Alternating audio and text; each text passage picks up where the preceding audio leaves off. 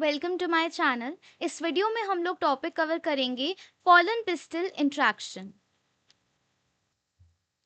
तो pollen pistil interaction में सबसे पहले एनसीईआरटी में ये लिखा है कि जो पिस्टल होती है उसके पास ये एबिलिटी होती है कि वो रिकॉग्नाइज कर सके कि पॉलन सही टाइप का है, राइट टाइप का है, कंपैटिबल है नहीं है, या फिर रॉन्ग टाइप का इनकम्पैटिबल है।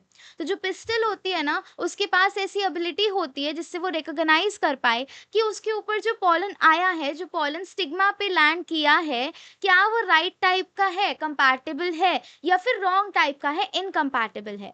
अगर तो वो पॉलन ग्रेन राइट टाइप का होगा ना तो पिस्टल उस पॉलन को एक्सेप्ट कर लेगा और वो पोस्ट पॉलिनेशन इवेंट्स को भी प्रमोट करेगा, पॉलन ट्यूब की ग्रोथ होने देगा स्टिग्मा से और थ्रू स्टाइल, एंड देन वो पोस्ट पॉलिनेशन इवेंट्स को भी प्रमोट करेगा जिससे कि फर्टिलाइजेशन हो जाएगी, जाइगोट फॉर्म हो जाएगा। और अगर वो रॉन्ग टाइप का होगा ना तो पिस्टल रिजेक्ट कर देता है ऐसे पॉलन को by preventing pollen germination on the stigma.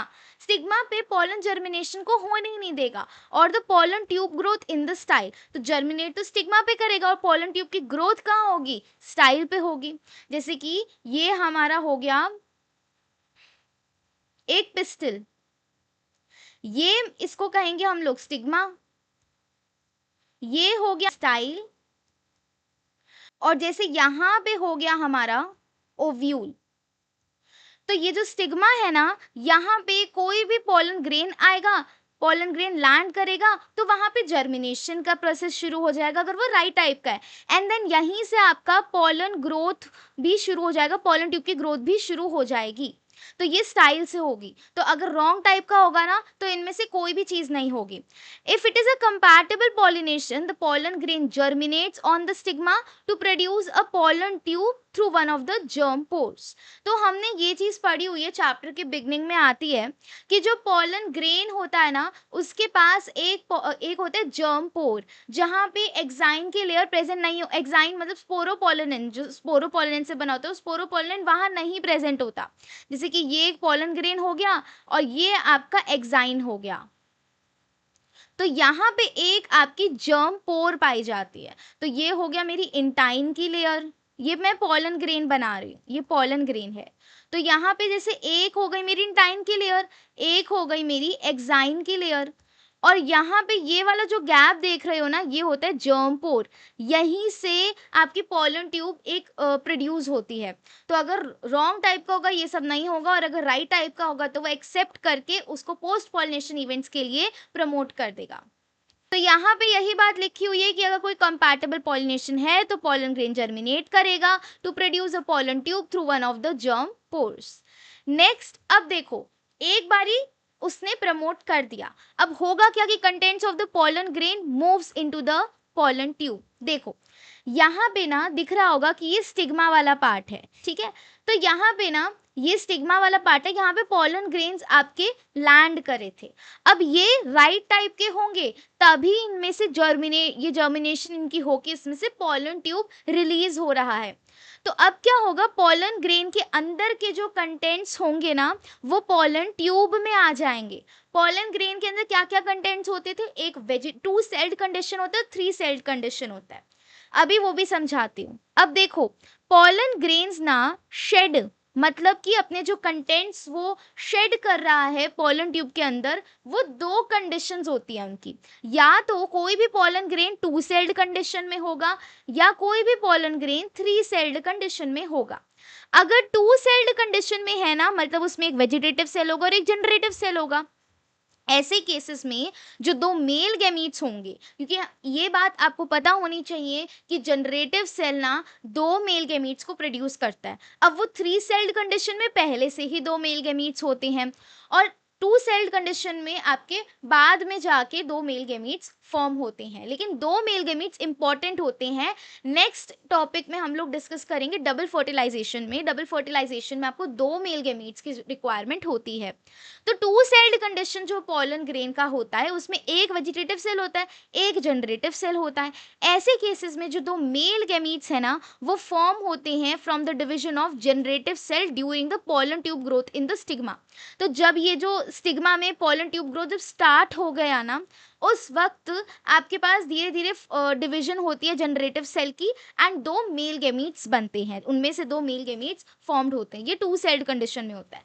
लेकिन 3 सेल्ड कंडीशन में ना ऑलरेडी उनके पास एक वेजिटेटिव सेल होता है और 2 मेल गैमीट्स होते हैं जो कि जनरेटिव सेल से पहले ही बन जाते हैं माइटोसिस के प्रोसेस के through. In 3-celled condition, pollen tube carry the 2 male gametes from the beginning. तो beginning से ही ऐसे 3-celled condition में तो पहले से ही 2 male gametes होंगे और एक vegetative cell होगा, तो beginning से ही जो pollen tube होते हैं उनमें 2 male gametes शुरुआत से ही होते हैं, मतलब यहीं से 2 male gametes हो गए। लेकिन 2-celled condition में उनमें बाद में जाके धीरे धीरे जब स्टिग्मा से स्टाइल में आ रहा होता है तब धीरे धीरे उसमें 2 male gametes आते हैं। पॉलन ट्यूब ग्रोज, अब देखो content of the pollen grain तो हो गया, आ गया पॉलन ट्यूब में। अब पॉलन ट्यूब ग्रो करेगा through the tissues of the stigma and style, and वो ओवरी तक पहुंच जाएगा।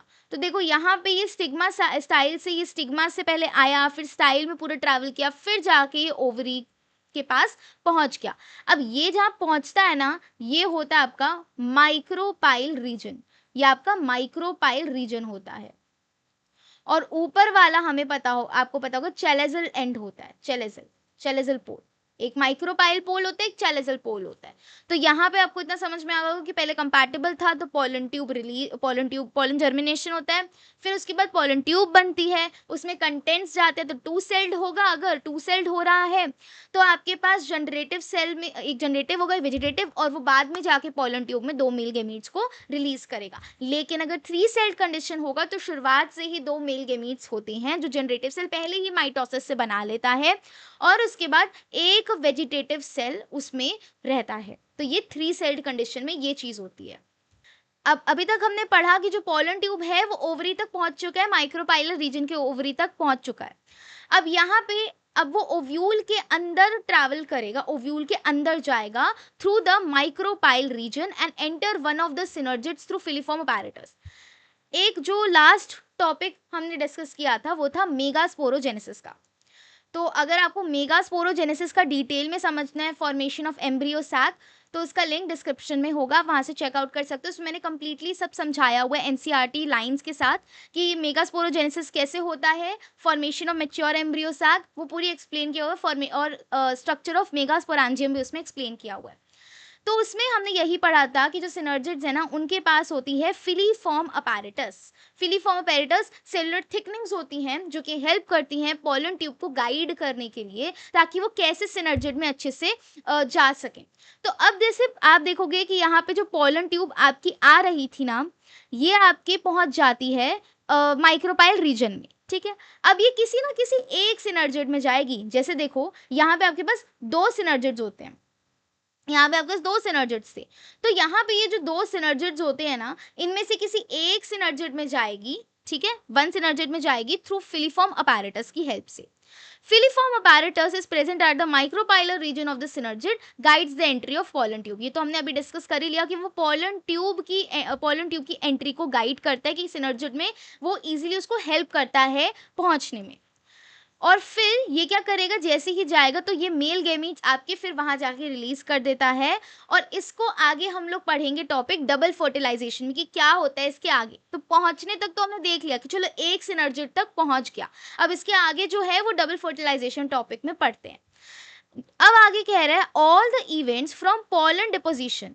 क्या था ये जो पॉलन डिपोजिशन था कि पॉलन डिपॉजिट हुआ था स्टिग्मा पे, on the stigma, until pollen tube enter the ovules are together referred to as pollen pistil interaction. और तब तक जब तक वो पॉलन ट्यूब ओव्यूल के अंदर ना चली जाए, वन ऑफ द सिनर्जिड, अच्छा एक ही किसी सिनर्जिड में जाएगा, ये भी इंपॉर्टेंट है, और जब तक अंदर ना चले जाए, इस पूरे प्रोसेस को हम लोग कहते हैं, इस पूरे इवेंट्स को टुगेदर हम लोग कहते हैं पॉलन पिस्टल इंटरेक्शन।